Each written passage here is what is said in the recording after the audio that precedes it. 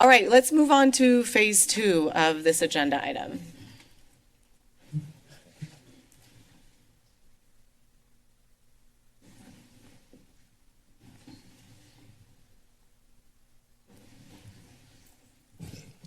Does your CEO have any opening remarks on phase 2 before I plunge in? Well, this is that world-class system that staff has been promising for the last couple of months to bring to you. Jarrett he focuses on access, and I think that's the most important. I tend to focus on ridership because that's kind of an indicator of whether it's working or not, and people have that access. But I think this is, we talked about getting to 7 million. I think what Jarrett's going to show you in this phase 2, combined with some incentives that staff has in mind, is going to get you to 7 million and beyond. So with that, I'm just excited. And I guess the only other thing I'll say is obviously this gets much more expensive, phase 2. And so staff has a game plan for offering what I would consider a pilot project for a number of years to get this off the ground. And we'll be with the Finance Committee in October to talk about financial game plans in regard to phase 1 and phase 2, just so that there's absolute clarity on where the money's coming from and what the, game plan is, both in the short and the long term. Thank you very much. So, I want to be very clear that this is the first time, right now at this moment, is the first time the public has seen this map. And it is not, whereas phase 1 I was ready to present to you as a thing we can really recommend because it's been through a public conversation.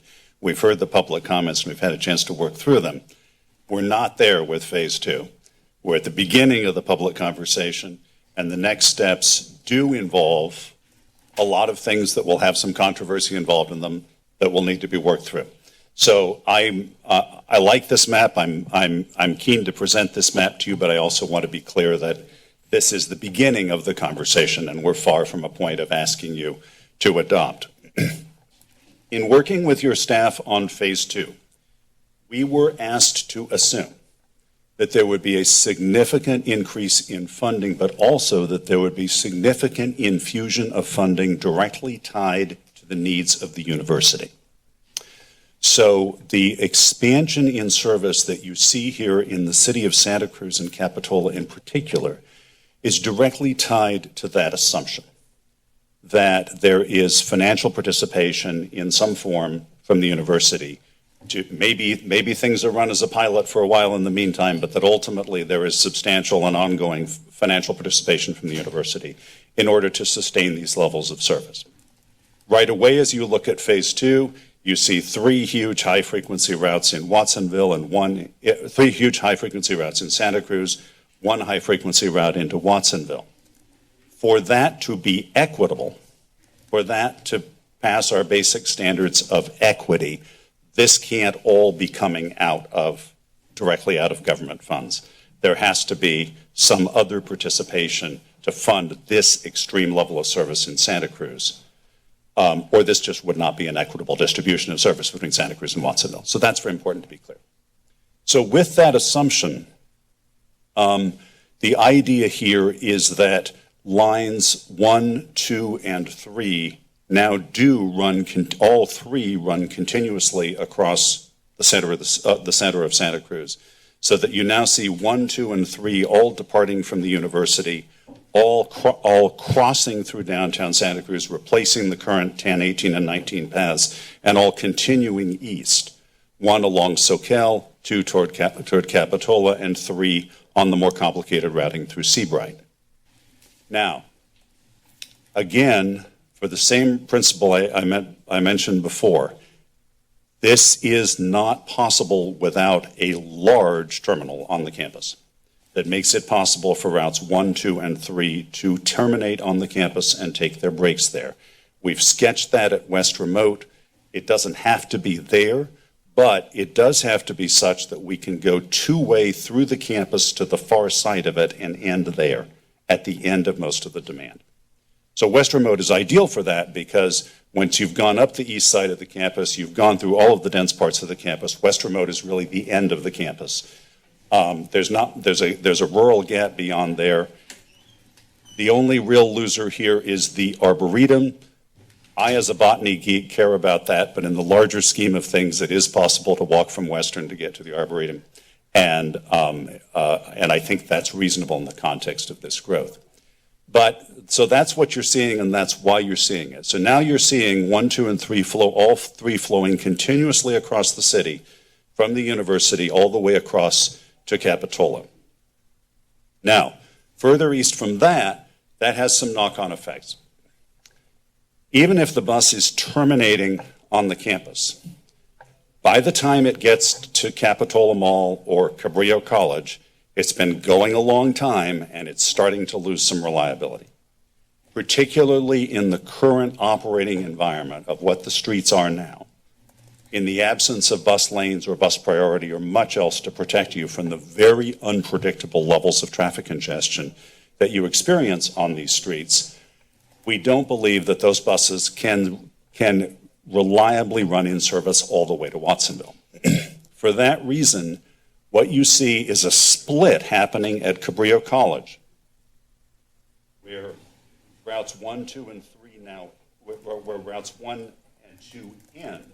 Route 1 ends at Cabrillo College, Route 2 ends at Capitola, and Route 3 continues to end at Capitola. And separate routes called 61 and 62 pick up from those points and continue into Watsonville. Now, the big payoff here is you do get the 15-minute service all the way into Watsonville. It's the route that's called Route 1 in Phase 1. Here it's called 61. Comes from Cabrillo College, across Airport Way, past the hospital, and down Freedom Boulevard and Lincoln, and into downtown. But we do have that issue of needing it to be a separate route so that, and the way I would present this in Watsonville is, we need to do this in order to protect Watsonville riders from Santa Cruz's congestion. Because the congestion problems tend, as a rule, to be in Aptos and further west, and we'll have a more reliable operation between Cabrillo and Watsonville if it's a separate route. Now, the other part of this, so how do you get from Watsonville to Santa Cruz? A half-hourly Route 91 appears in this plan. So Route 91, the express that many people have been asking for, nonstop from Watsonville to Santa Cruz, every 30 minutes all day. That becomes the primary way that you go from Watsonville to Santa Cruz if you're going all the way to downtown Santa Cruz. If you're going to Cabrillo, you use the 61 service. So inside of Watsonville, then, we now have a high-frequency service every 15 minutes connecting, not everywhere in Watsonville, but really connecting a lot of the biggest dots. The hospital, the commercial area around Freedom and Green Valley, Freedom Boulevard, Lincoln Street coming in, and downtown. So this is a first shot at what Phase 2 might look like. The map shows, so this is basically a description of a set of improvements that Metro would like to make over the course of 2024.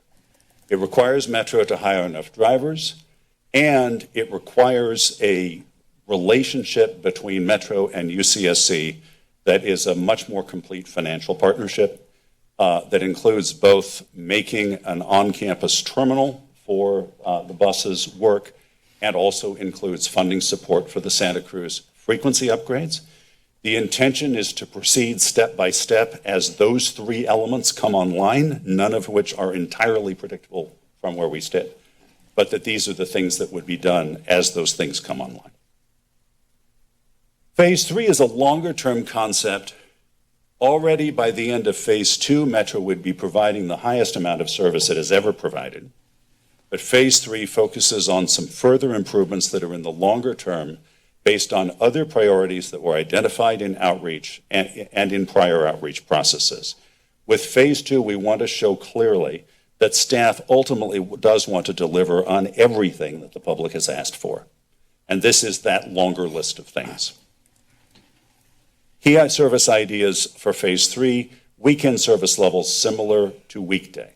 Now, I can't emphasize too strongly that ever since COVID, took out much of the classic commute peak, weekends have been the place that public transit is growing most effectively all across the country.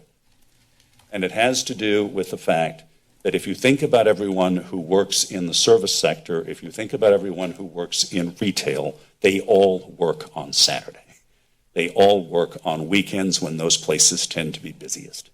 And as a result, making life possible for a lower income person holding that kind of job and wanting to live without a car, weekend service is just critical. Likewise, evening service is critical. That's when you think about when retail closes, when you think about when restaurants close, what it takes to get everybody home. When you look at evening service, if you just take a magnifying glass to the last trip of the night, yes, the ridership will be really low then. But one of the things we've discovered, I've been through many waves of service cuts, and one of the things everyone in our industry has discovered with service cuts is that when you cut the last trip of the night, the trip before it dies. And so you cut that one and the trip before it dies. And this is what happened to evening service in many transit agencies. So the delivery of a full day of service, an 18 or 19-hour day of service, is critical to making it possible for people to trust the service to be there whenever they need it, which makes them possible to plan their lives around it at all and to make decisions about whether to own a car based on that. There's also an idea to make much faster service to Felton and Ben Lomond. What we would like to do there, if you're familiar with what the 35 does, it's quite an adventure. It goes up the length of Scotts Valley, comes back through Scotts Valley, and then finally takes you up over to Felton, and then finally picks up Highway 9, going to Boulder Creek. We'd like ultimately to separate those into two different routes, for there to be a Scotts Valley route to Santa Cruz, a separate Felton-Ben Lomond route coming past the Scotts Valley Transit Center, but direct into Santa Cruz without having to go up the length of Scotts Valley and back down. And those two would connect to each other at the Scotts Valley Transit Center, so that it would be possible still to travel between Scotts Valley and Felton. We think there's a potential for a lot more ridership out of the San Lorenzo Valley by eliminating that duplication. And finally, there's a whole list of places where we would like to introduce more frequent service, including every 15-minute service on Highway 17, at least during the peak, and every 15 minutes on Watsonville local lines, and a little bit of additional frequency through Capitola Village, although Capitola Village continues to be a problem for fixed route buses because of the congestion and street geometry. So I'm not even going to show you a map of phase 3 because it is really just, we want to acknowledge and list that those are the ideas that have been heard from the public that also make sense to me as a service planner, as a set of priorities, and that we would encourage you to go to next. So phase 2 and 3 are still conceptual drafts. We certainly welcome, no formal action is needed, but we welcome the board's advice, and of course this will go forward then into a round of public outreach, which will ask people essentially, does phase 2 match their highest priorities for improvement? If not, how would they rearrange those priorities, and how would they prioritize the longer list of improvements listed in phase 3? Thank you. Thank you, Mr. Walker.